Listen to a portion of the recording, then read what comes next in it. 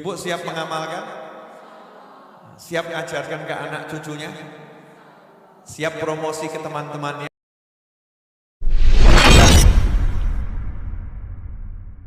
Bismillahirrahmanirrahim. Jangan lupa ya, like, comment, share-nya. Terima kasih. Assalamualaikum warahmatullahi wabarakatuh. Jadi para nabi dan rasul itu khususnya kita umat Nabi Muhammad sallallahu alaihi wasallam dapat warisan 4 zikir yang diperintahkan untuk kita banyak-banyak membacanya. Ya, banyak-banyak membacanya. Apa manfaatnya banyak berzikir? Manfaatnya nomor 1 dapat pahala, itu pasti. Ya, nomor 1 dapat pahala. Nomor 2 hatinya bercahaya. Ya, hatinya bercahaya.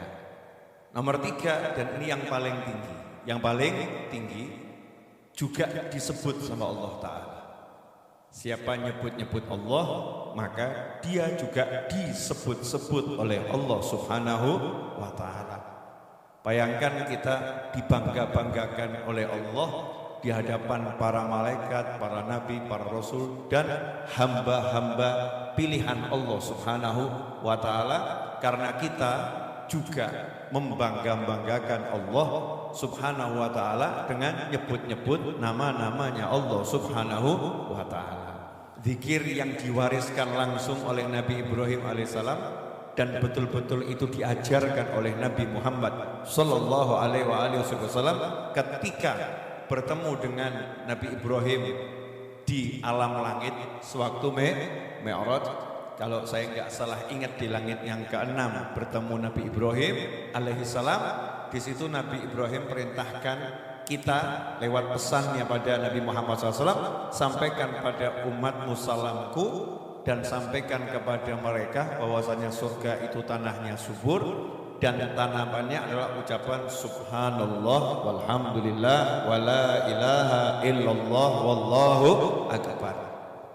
Jadi ucapan zikir yang paling utama untuk kita amalkan banyak-banyak itu 1 kalimat tasbih, subhanallah, subhanallah, subhanallah.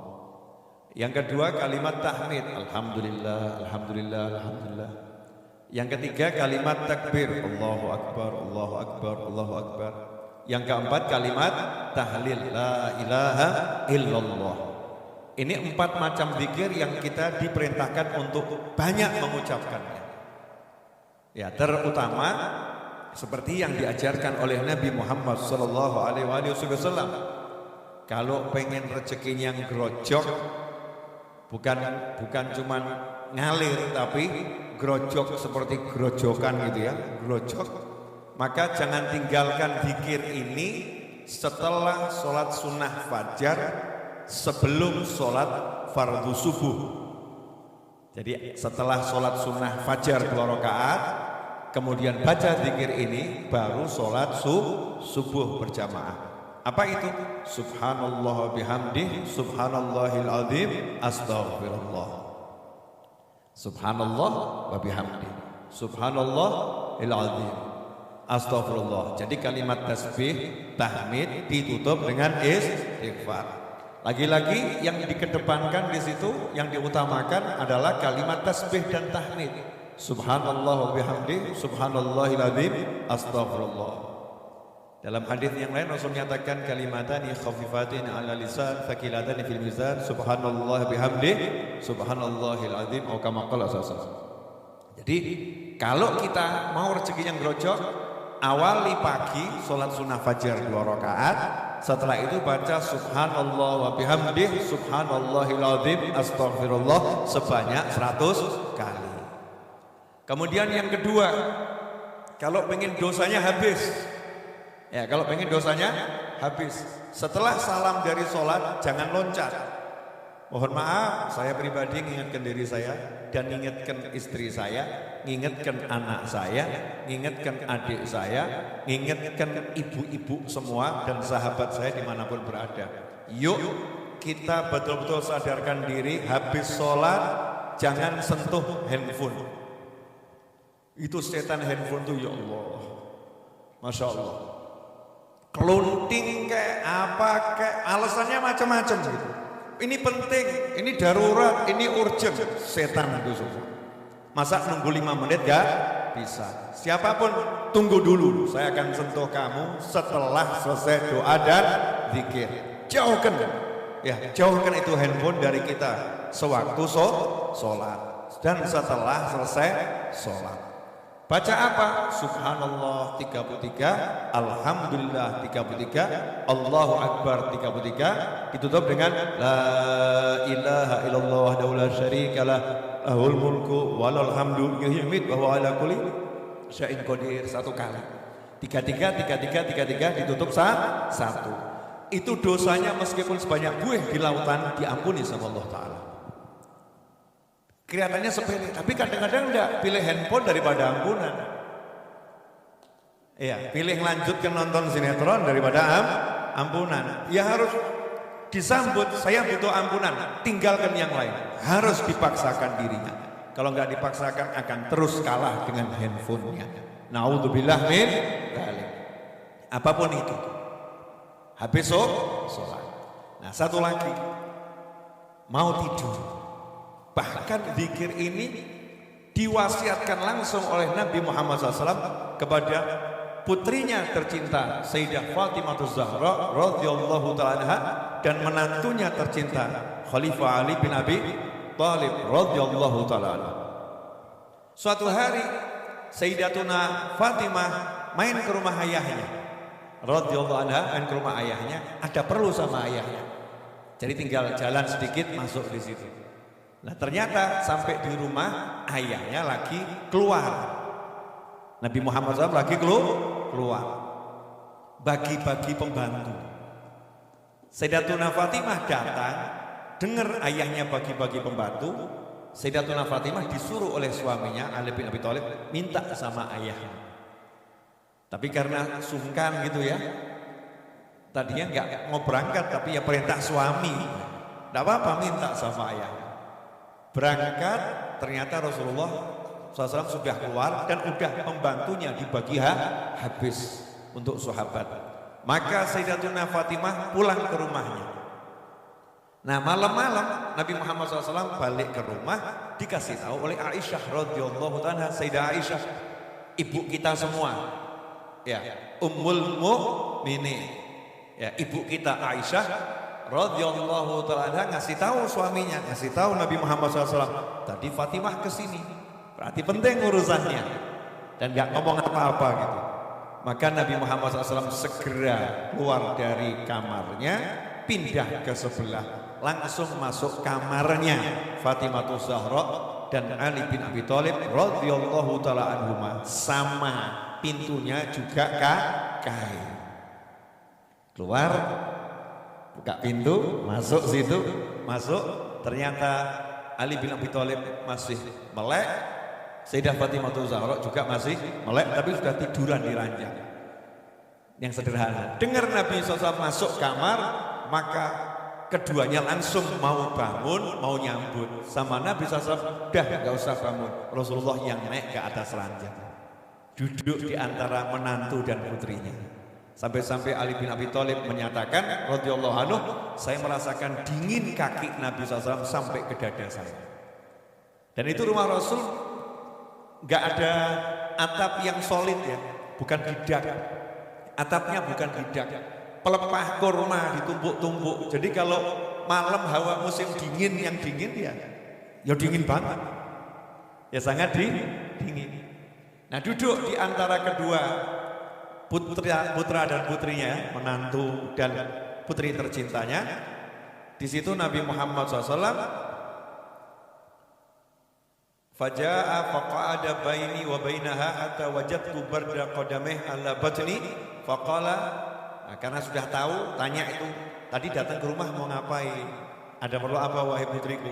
Fatimah Zahra malu mau ngomong sama ayahnya, langsung narik selimutan. Ya tutupan wajah. Nah, Sayyidina Ali bin Abi Thalib ngomong, ini Fatimah butuh pembantu, tangannya sampai pecah-pecah karena giling gandum, pakai batu ya, digiling gini, gandum masih biji, digiling pakai batu. Makanya ibu-ibu sekarang ini, ya Allah, syukurong, bejo ya, tinggal ambil di toko selesai gitu ya, ngono jeng gerundel ngomel gak mufakat. Oknum ibu. Sayyidah Fatimah Zahra radhiyallahu anha enggak ngomong apa-apa. Wajahnya ya kena asapnya dapur ya. Sekarang ibu-ibu kompor gas, masya Allah gak ono asap. Wih, itu aja masih protes, kompornya kok elek, masya Allah. Ya, ini kompornya kurang modern, kurang cakep, kurang ini dapurnya kurang oke, masya Allah. Sayyidah Fatimah Zahra radhiyallahu ta'ala anha malu pada Nabi Muhammad SAW, ayahnya sendiri, tutupan. Sayyidina Ali bin Abi Thalib radhiyallahu ta'ala anhu kasih tahu Fatimah butuh pembantu.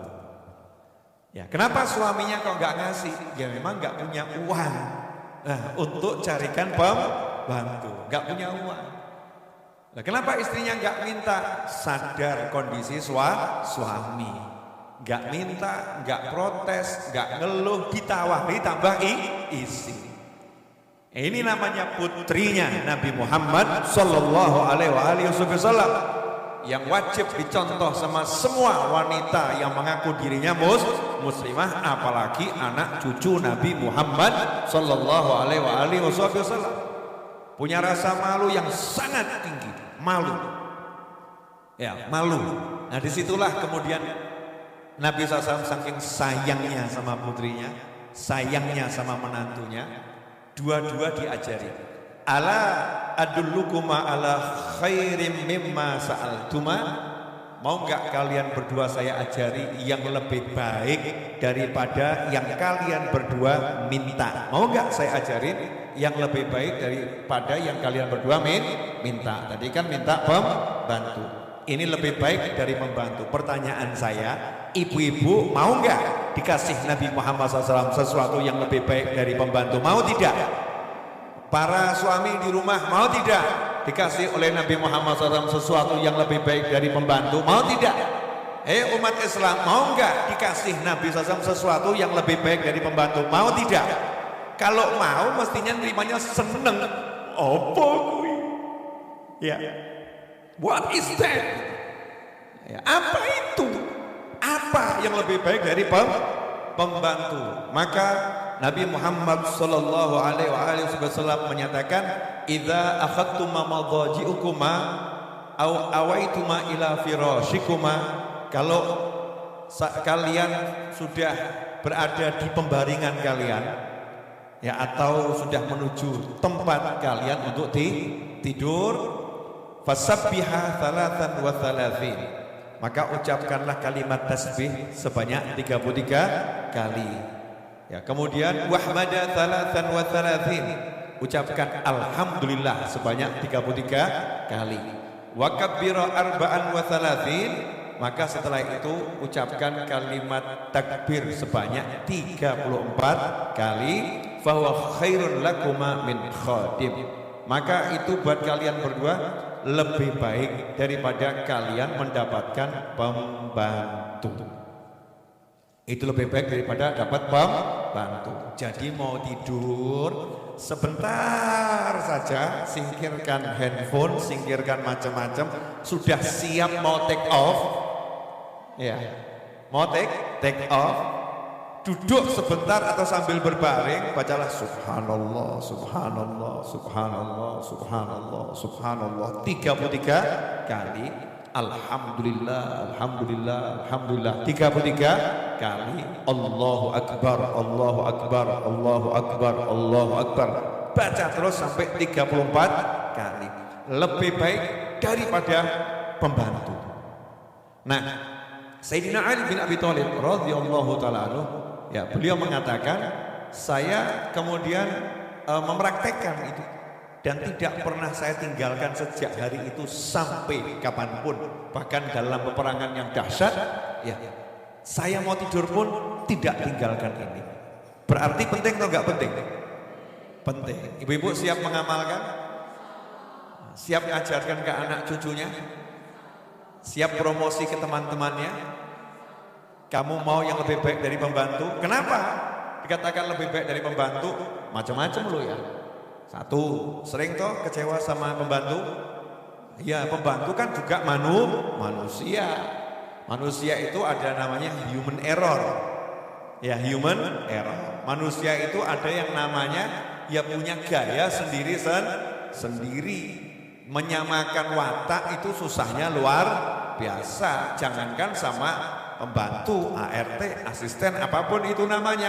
Orang sama suami yang jenengan tidur tiap hari aja susahnya luar biasa. Kok jenengan ngomong kok batur ora mudeng-mudeng lho ya. Kok pelayan saya nggak tahu, asisten rumah tangga saya kok nggak paham-paham ya. Jangankan asisten rumah tangga, suami saja nggak paham, anak nggak paham. Oh, diri kita sendiri juga kadang nggak paham sama diri kita ya. Aku orang mudeng ya, aku kok gini. Sama diri sendiri nggak paham. Nah ini kalau zikir tadi lebih baik dari pembantu. Artinya akan memberi kita kekuatan, akan membantu menyelesaikan masalah kita dari Allah Subhanahu wa Ta'ala, dan menjadi pahala yang tiada tara serta multifungsi. Taunya bagaimana? Praktekkan saja. Ya, praktekkan saja. Nanti hidup berumah tangga itu enteng, ringan.